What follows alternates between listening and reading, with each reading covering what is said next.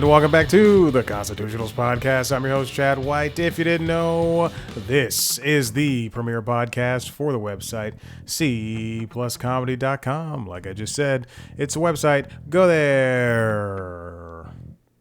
You didn't hear me say and. I did say and, as I typically do. The prolonged and then I went right into it. Sorry. Welcome back. This is episode 391. I am currently deleting a bunch of audio things from the iPad so that I can have a clean list of one. Welcome back in. Here we are. Yesterday I did a little bit of finagling. It turns out I had the gain knob still turned up on this on the Yeti, and then I was looking. This is how exciting my day was yesterday. So while I was sitting here at the computer and I was working and at the day job, and I don't know what I was doing, but something happened where I thought, I was trying to see if I could buy a new cable for the Yeti so it can go into the Zoom, the recorder and all that stuff. This is so stupid. Anyway, and then I just started reading the instructions for the Yeti, which apparently they don't offer this. This is, first of all, I think Yeti was purchased by Logitech, and second, they don't offer this model anymore. So this is a relic, apparently. Everybody's getting their Shure microphones, their Michael Schur microphones. It's all a good place. Microphones. Mose from The Office. It's just his face. That joke's for nobody. That reference is for nobody. I am writing that down for for contention for the title for this episode. All right. What else is going on? I did not see a movie this week. I've not seen The Odyssey. I plan on seeing it tomorrow. Here was my plan. Let me turn that off. Here was my original plan. I wanted to get a ticket to a 7:15 showing, a 7 a.m. 15 showing, 7:15. Plenty were available for the first week it was out, and then suddenly every single person in the world is going to a 7:15 a.m. showing of this goddamn movie. Worse yet, I was going to drive to the only 70 millimeter IMAX location, which is in Beaufort, Georgia, which is in the morning, roughly an hour away. Again, my plan, I know I talked about this before. My plan was to leave the gym early and come back, take care of the pets, go there immediately, and then plan on missing the trailers. And then come back before work started at 10. I did the math. That would not work. So I go, okay. We have a couple more summer Fridays. After that first week the Odyssey was out, man, every single showing, including the 7:30 a.m. showings, have been sold out. I have a summer Friday tomorrow. I said, you know what? I'm not going to see it in IMAX. I started looking at AMC showings. Obviously, the Tuesday one, and now that Wednesday is a discount day as well. That's not longer an option. So, and then I've already seen every movie at the theater. Well, hold on. I've seen every movie I want to see at the theater. I do want to see Runner starring Alan Richardson and Owen Wilson. I also want to see the Alan Richardson starring Motor City. And I believe there's something wrong with the distribution. They're in the theaters. There's something wrong with the distributing studios. And by something wrong, I mean they're not religious movies, but Angel is a religious leaning right studio that somehow is distributing a movie, an action movie. Anyway, I also already decided I'm going to bite the bullet and just spend, money to see the Odyssey in Dolby Cinema or whatever screening I can. But not at night. So anyway, I'm off tomorrow. And my idea is to go to a local Cinemaplex. The only one in the city that I know of that has a 70 millimeter screen that I looked up yesterday. So I'll be going there to go watch it in the morning time. And because it is a 70 millimeter screening, I'm still paying as much as I would be paying if I drove to Buford. Also, I was looking at this theater and there's there's no bike lock parking. So I will have to drive, and it's close to me, but it sucks. It is not my Landmark theater. It's not my AMC theater. It is a local theater. And on a road in a place that I don't fit in. These friggin' hipsters and their drugs. So I'm going to do that. And then Hadestown comes out. The filmed version of the musical Hadestown comes out tonight. I was going to go see it tonight. And then I thought, I'm not spending $21. I'm pricing it out right now. It's pretty busy to see it tonight. I will not be seeing it tonight. Hopefully it is still there on Tuesday. Please, God, let it be. Oh, thank goodness. It's 2.5 hours, and I will have to go to the latest showing, unfortunately. And I will probably be back around 10:30, which sucks, but, whatever. No, it's not whatever. I'm going to be tired. I'll be tired on Wednesday. Let's see the Odyssey on Tuesday. Oh, Jesus. Oh, my God. The prices, I swear to God, they raised the prices on these. Oh, good Lord. Let's see, how much is that? On Tuesday at 6 p.m. It's the last Dolby Cinema showing. Why am I not logged in? Oh, good Lord. Good. This is compelling audio. And it's sexy video. Okay, it's more reasonable at $16 when I'm logged in. I will not be going on Tuesday, though. I have to figure it out. I mean, I am going tomorrow. I'm going to go grocery shopping, and then I'm going to go see this movie. Well, I'll check in at work. And then I'll see this movie. And I'll come home. I spent a lot of the morning this morning working out. And then after I finished, I was stretching. I stretched for 29 minutes on the dot. And I was like, oh, that's too long. Like active, like Theragun, foam roller, and then regular physical stretching. What does that mean? Just regular stretching. And then I looked at my phone and it said 9 o'clock, and I went, oh, I've been working out since 5. I just have to take Maverick on a walk.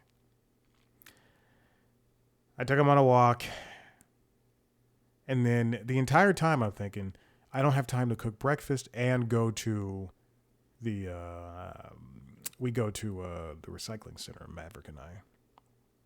So I took a shower, and then got a mobile breakfast. There's a protein. I got a protein shake, and then the old boy and I went over to the recycling center. If I had not done all of that, I would not have run into someone I have not seen in years. A young lady who moved to we caught up in split second. I do have her number, so I will hit her up later, but I had not seen her in years. She moved to the suburbs. Oof, boy. I don't know when. A couple of years ago, because she had to drive. She's a person whose job was up in the suburbs. So she had to drive up there to the office up there. She hated it. And then she told me she was traveling for a little bit.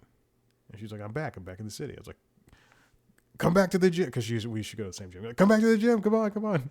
And then as we were leaving, she's like, tell everybody I said hello. And then in my head, I'm like, none of the same people, every single one of those people left too. Oh man. All right, what else is going on? King of the Hill is back. It's the same show. It's the new King of the Hill. The second season of the continuation of the show is still good. I wonder if, in hindsight, you have people like Mike Judge, creators of those shows, Mike Judge, or other shows that have come back that haven't necessarily been rebooted, but came back and just had continuations of the previous shows. You always hear those people say something like, we wish we could have been doing the show the entire time, but could you have done like Family Guy and The Simpsons and more or less Bob's Burgers, because they've been around for 20 years too. But those shows have infinitely recyclable stories and tales, especially Family Guy and The Simpsons. But could something as grounded as King of the Hill have lasted for so long? Like Futurama, I could see that have lasting if that was never canceled by Fox, and then that continuing. And it obviously Futurama did come back on Comedy Central and now on Hulu. But if that show was really still doing, the same amount of seasons as American Dad or Family Guy or Bob's Burgers or The Simpsons, King of the Hill. If, whatever. It doesn't matter. I don't know. I was thinking about that as I was watching the new King of the Hill season. It's good. Enjoy it. I finished The Shield. That's something. I finished The Shield to recap. When I cycle, there's a bike, a treadmill on the other side of the wall, and a rower. When I work out at home, before or after the gym, I want to watch something. Mostly to distract myself from hearing the Peloton instructors talk about whatever bullshit they're talking about. Like this morning, never mind. Anyway, but I finished The Shield. I was watching The Shield. I started it early this year. And what a fantastic show. Oh my gosh, what a fantastic show. Unfortunately for me, there were moments that were spoiled because I had to look at the Wikipedia for something. And then, like literally, there's a scene in the last episode where a character dies. And like minutes away, I was on the Wikipedia and I was looking at something and I saw it and I saw what was going to happen. I went, damn. It still hit me though. It still hit me because it was a character I did not like. I don't want to be too specific because it's such a great show and everybody should watch it. Vic Mackey, Michael Chiklis as Vic Mackey is probably my favorite cop character. Oh, besides Timothy Olyphant on Justified. My goodness. Well, he's a marshal. It's two different things. But Michael Chiklis was so fantastic in that show.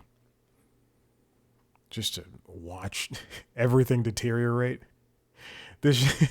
His life is at its best in season 1, and then it's all downhill. Nothing good happens. It's all because of him too. But I will say this: he's, as I was watching, they talk about anti-heroes and things of that nature, or like if he was like a bad cop. I don't necessarily think he was a bad cop because in the end, if you boil it all down, which you probably shouldn't, but if you boil it all down to the things he'd done, he would help drug dealers in order to keep the peace, or help gangs in order to keep the peace. Because if one gang has a monopoly over a neighborhood, then, LA would go to shit. But other than that, I mean, I hate to say good cop because there's a lot of stuff that comes with that. But I don't think he's a completely bad guy. He does lose everything though. It is showcased from season one, episode one. The moment he in the first episode, he in the first minutes of the first episode, he kills somebody who he thinks has turned on him, a fellow cop. And then slowly but surely, things happen throughout the rest of the series. But everybody did a fantastic job. So much so that I immediately went to YouTube and I just typed in The Shield so I could rewatch clips of the show I literally just finished. And I found they had a cast reunion in 2018, and I went, oh my God, I have to watch this. And everybody is just, they had a cast reunion minus one. It turns out one of the main actors of the show killed his wife in real life, and he is in jail. And they do not mention him at all. It sucks. When I found out he killed his wife, I found out he killed his wife because I was looking up, like weeks and weeks ago, I was looking up what these actors are doing, and believe it or not a lot of them are not working. Are working, but they're all getting by doing their thing. And I saw the Michael Jace had killed his wife, and I went, Jesus Christ. He's the black cop, the only, well, he's one of two. But everybody else is fine. Everybody else aged so gracefully. I love The Shield. The Shield's great. It is more gritty. It's probably that and Southland are the grittiest cop shows. And then I'll get to the stories. It's been 18 minutes. What? Oh, so I finished the show yesterday, and I was about to do yoga. I like to watch the first episode and the last episode, and give it my attention, but in between, without working out, and then in between I watch episodes 2 through whatever, while working out. Anyway, so yesterday I teed up a new show. I was ready to go, because I was going to do yoga. So I put on Timeless. Timeless, that show starring, what is her name? Timeless. It's a drama. It was a short-lived procedural drama starring Abigail Spencer and Malcolm Barrett and Matt Lanter and Claudia Dumit. Ooh, it's beautiful. And a bunch of other people that are you'd be like, oh hey, I've seen your show before. But it was on NBC. The only thing I knew about that show was it was time travel, and it was canceled, and then NBC allowed it to have a 90-minute movie, more or less, to end the series, which I thought was really great. But I started watching the show, and I don't know anything about the show. And then I see created by Sean Ryan, the same guy who created The Shield. And I went, oh my gosh, this is amazing. And Timeless and The Shield are two different shows. Obviously, one was made for FX, and in the early 2000s, and you could curse, and you could see a little bit of nudity, and they were saying all these different things. And then Timeless is like this popcorn, jaunty TV show with no real stakes. There's stakes, but come on, it's a show about time travel.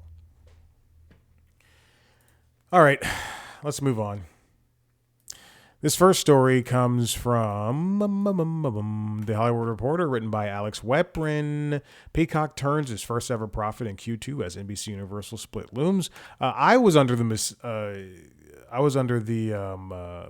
impression that they had already split, but they'd not. But for the first time ever, for the first time in forever. I'm sorry. For the first time ever, Peacock has turned a profit.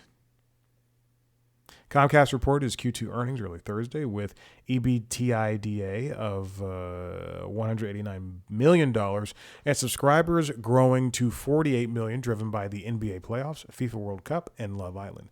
Keep that in mind. 2 of those are over, and I think Love Island is on its way out for the season. I don't entirely know. But those are some good gets. For ever since Q1 2023, they'd been losing so much money.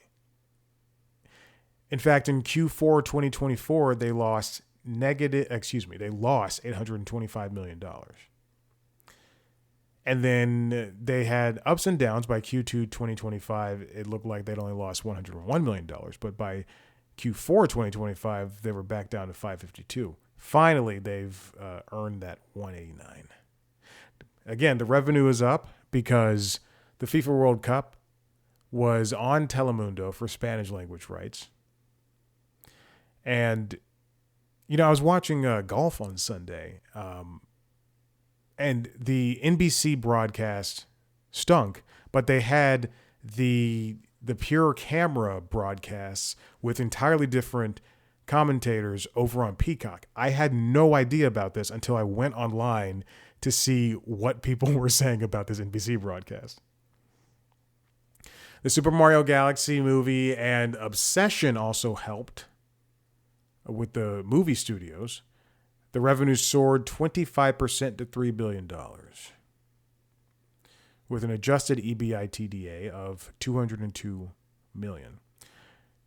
Then, Universal is currently releasing its first movie with its Christopher Nolan contract. That is The Odyssey, the aforementioned Odyssey. And that's, thanks to the IMAX showing and the 70 millimeter showings, and this movie having a cast and a director and Hans Zimmer, just like everything behind it, they're finally going to have some more money. The Comcast warned that its theme parks business is experiencing softness, with the revenue rising 2.7% to $2.4 billion. The EBITDA was down 5.1% to $609 million. What is EBITDA? Let's see. It is earnings before interest, taxes, depreciation, and amortization. Peacock has had slow growth over the past couple of years. Again, since Q1 2024, they started out with 34 million subscribers, but they steadily gained, and at some point in 2025, they kind of leveled out. But they gained more. Now they're up to 48 million. Streaming is difficult, and if they can't consistently put up numbers like this, if not better, I don't see Peacock surviving anything past, within like another year or so. It should also be noted, I wonder if this has helped too. They have a bundle with Apple TV, which I would think is doing somewhat decently, because then at that point users can access some Apple TV shows on Peacock, and then they can also access, and then vice versa. Peacock can access, you can get some Peacock shows on Apple TV. All right, let's move on. This comes from the New York Times. It's written by Beendrea July. 6 years after A Reckoning, Criterion puts cinematic blackness in focus. If you are a fan of the Criterion Collection, if you like film, then I just felt, oh my God, it's a cat. Yes, sweetie, I see you. I know. If you are a fan of the Criterion Collection, then it's just it's a curated collection of movies that I believe started as VHSs. But it's a curated collection of movies that are more or less from auteur directors.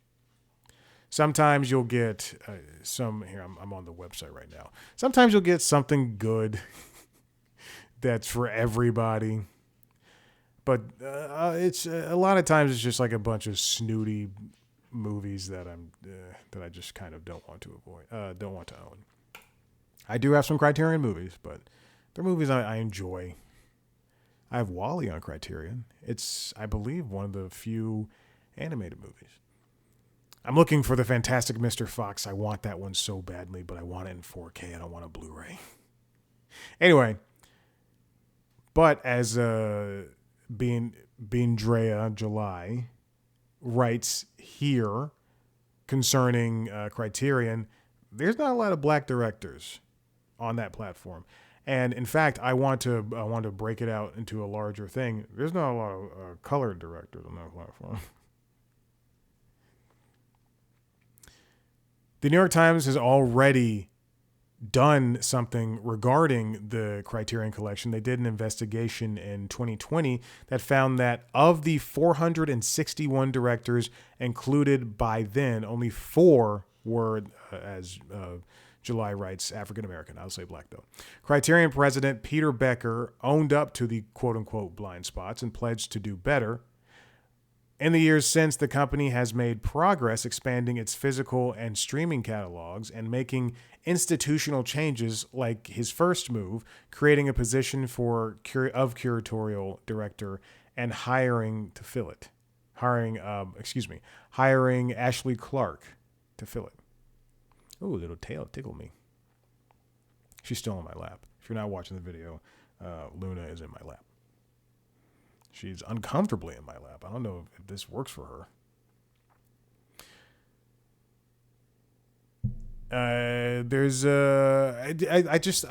My biggest concern about Criterion is that, okay, we're done here. Come on. Okay. My biggest concern about Criterion is that there is a lack of diversity when it comes to these movies. You can say, oh, there's Kurosawa in there and there's Spike Lee, but truly, if you just, and I see Love and Basketball is in there as well, but truly, if you look at the overall numbers of these movies, it's all kind of the same, white guy smokes the long cigarettes and he posts on Letterboxd, like those types of movies, which is why the ones in my wish list are an auteur would hate them. Now, to get on Criterion, the director, I believe, just kind of has to ask. That's what the Wall-E director did, and that's why Wall-E is one of the only children's movies on there. But in my list, I have like No Country for Old Men. I still have the Blu-ray. That was one of the first Blu-rays I purchased. That one, Semi-Pro, and something else. Oh, V for Vendetta. And I will never sell those because they have that value to me. I also have a bunch of movies from Wes Anderson because I do like Wes Anderson, but his movies aren't that diverse. Broadcast News, I already own that in another format. Brazil. Sound of Metal, that's a movie starring a person of color. That's Riz Ahmed. Fantastic movie. And then obviously you have like older movies like On the Waterfront, Night of the Living Dead, the Godzilla films from 54 to 75. But it's to be on the Criterion Collection, I know, sweetie, I see you. To be on the Criterion Collection, it is an honor, but again, it just feels like there's not enough there. Stop. Oh, speaking of Love and Basketball, July interviewed or sat down with Gina Prince Bythewood, the writer-director from that movie. Or no, they're referencing the 2020 piece.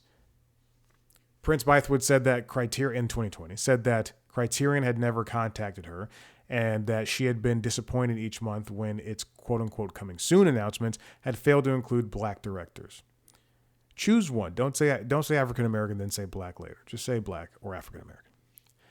After the Times article, Criterion approached her and released a director-approved 2021 DVD edition of Love and Basketball, 21 years after it left theatrical release. Also, it also appears as though for Criterion that, and now the dog's over here, sorry. It also appears for Criterion that there's no rhyme or reason when movies hit the platform. And also, there's a streaming element too, and then you can also buy physical stuff. But whatever. But there's no rhyme or reason to when movies come. Sometimes they're there, with the DVD release. Sometimes they're there a month after the DVD release. Sometimes they're there 10 years after DVD release. It's crazy to me. What is this for? Sorry. not for me.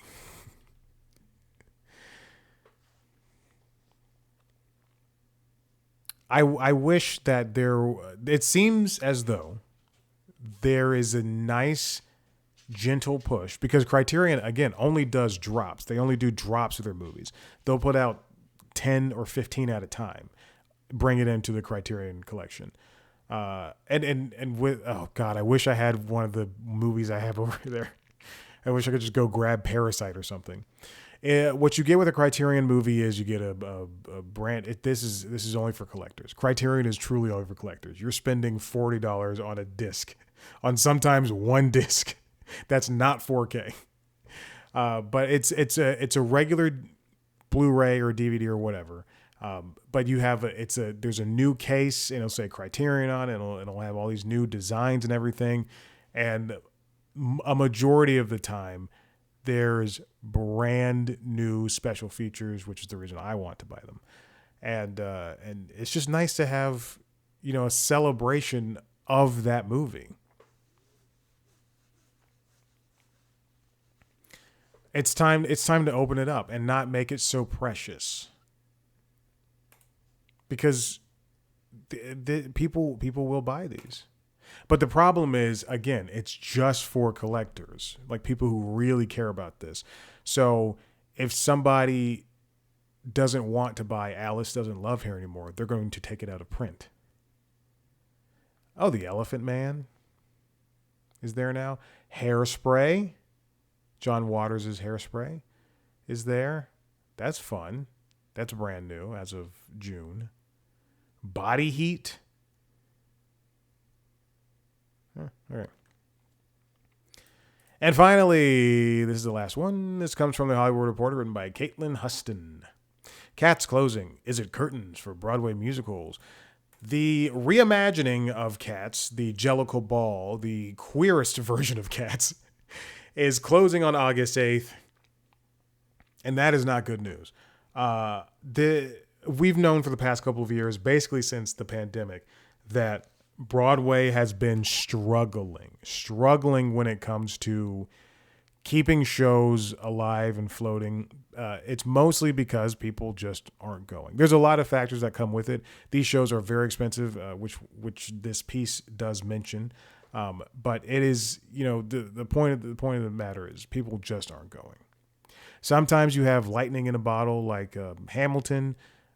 Yesterday, when I saw this article and when I saw this piece, I thought, well, how does a show like the Book of Mormon stay around? Because once you see that show, you probably don't see it again. But that show has its own theater, essentially.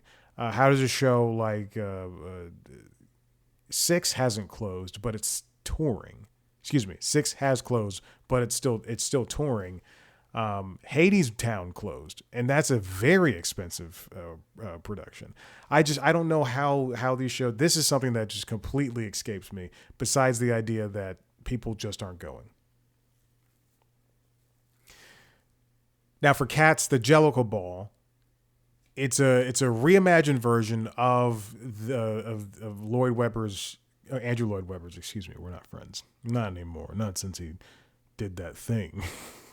I don't know what I'm saying. But it's a reimagining of that show. And people loved it. It's critically acclaimed. It's seeing high attendance. It's got grosses hovering around in the Tonys, $1 million a week. But then now that someone is revving their engine, do they not know I'm recording a podcast? But now this show is closing. That's 5 months. 5 months on Broadway rather than continue operating on a loss. It's not an issue of getting audience members in per se, but also bringing up the average ticket price and bringing in theater goers willing to pay the higher prices necessary to cover the now elevated cost of producing on Broadway. Yeah, it makes sense. The issue emerged. Is someone eating? Oh, sorry. The issue emerged post-pandemic as costs shot up due to supply chain issues and higher prices for materials. I still, on Monday, I was looking at why microchips and RAM and stuff like that cost so much now.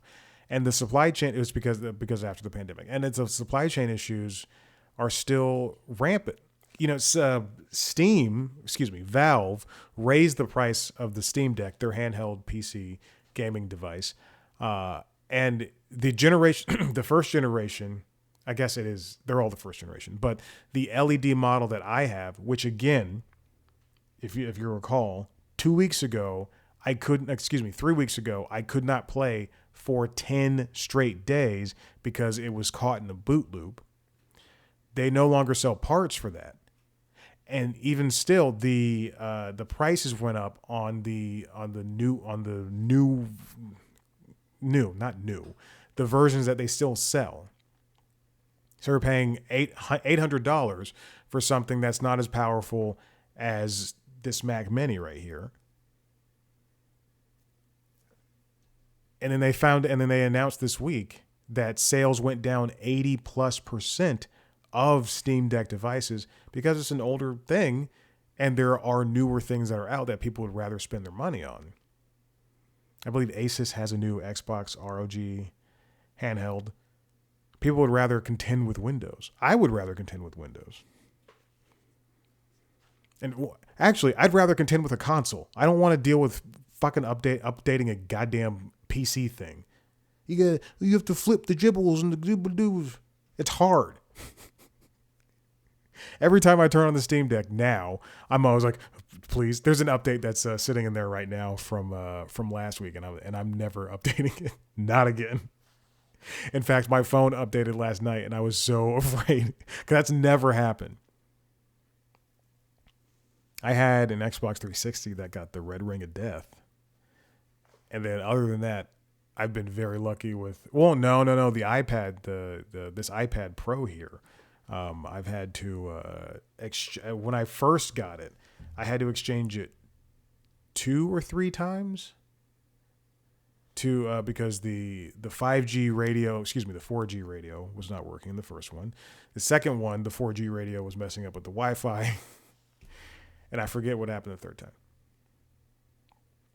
Andrew Lloyd Webber wrote about this on X. He's still using X.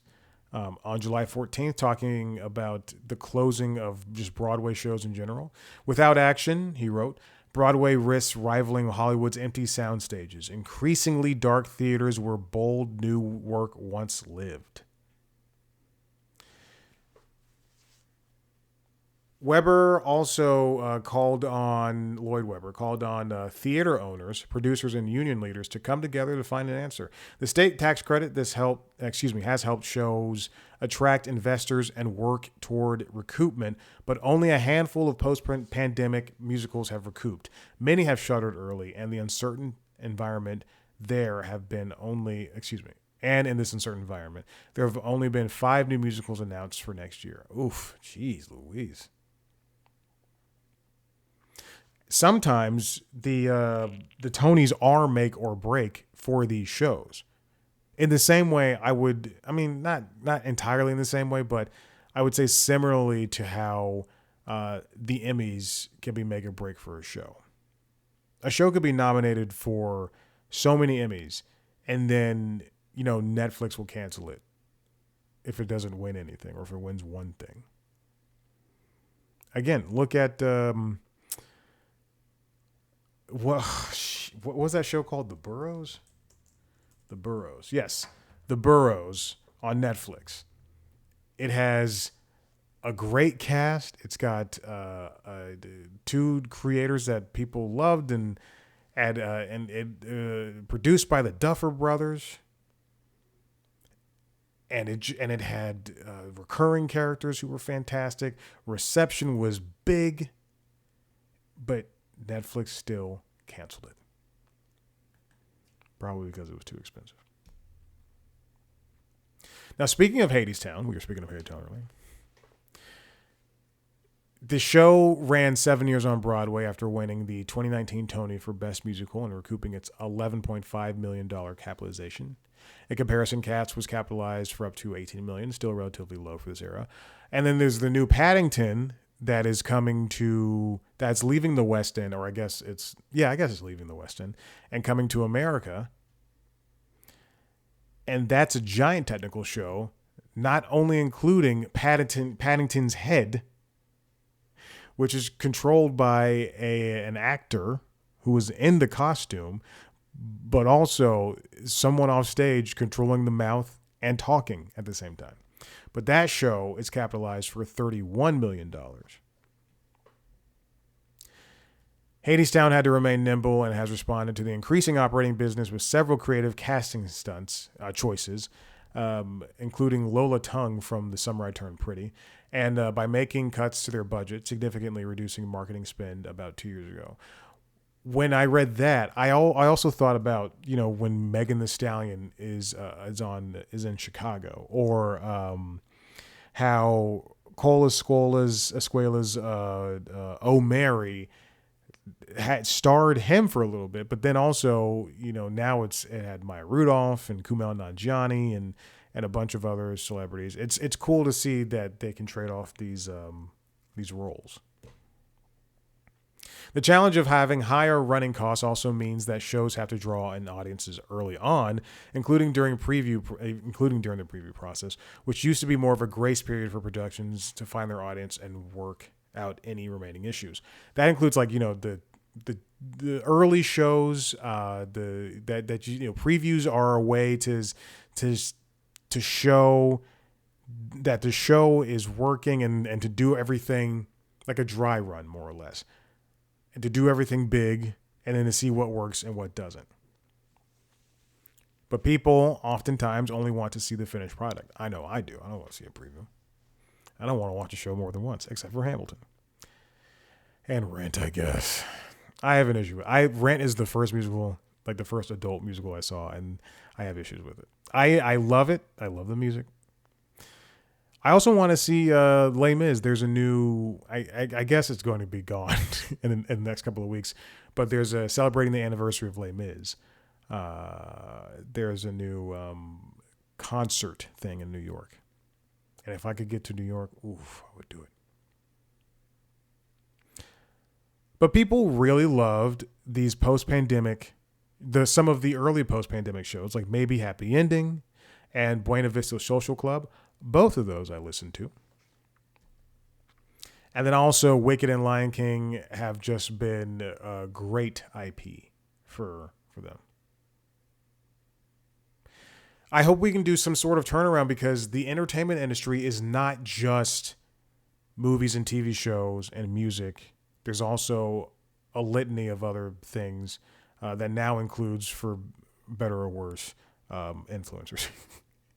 But there's musicals, there's regular plays, there's musicians, there's touring.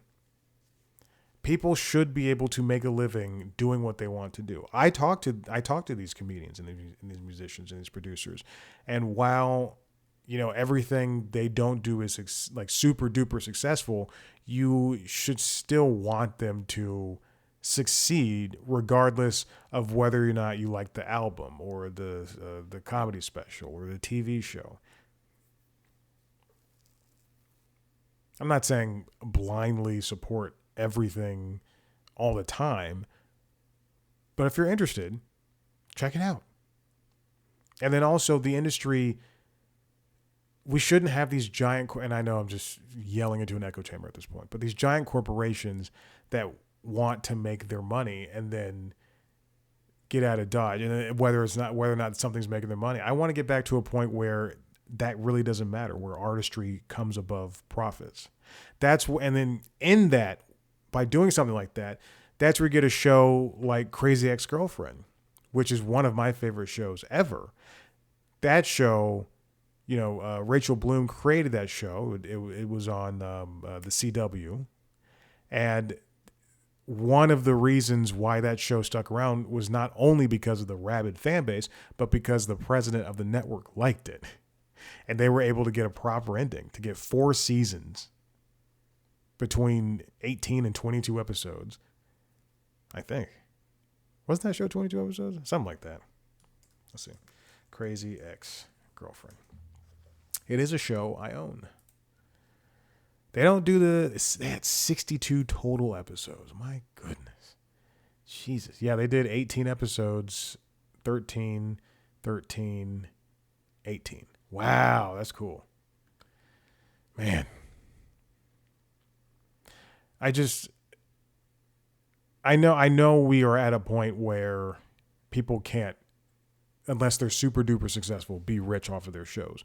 But someone as big as Robert Downey Jr. and someone as small as the last comedian I spoke to, everybody should be able to make their living off of what they do. All right. That's nothing new and nothing special.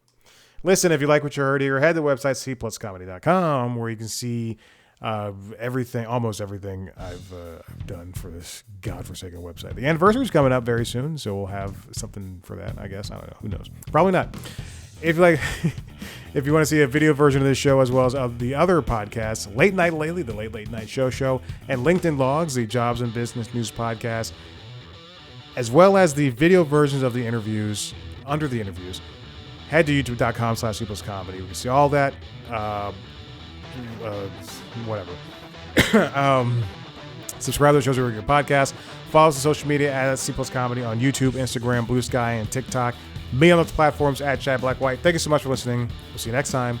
Bye.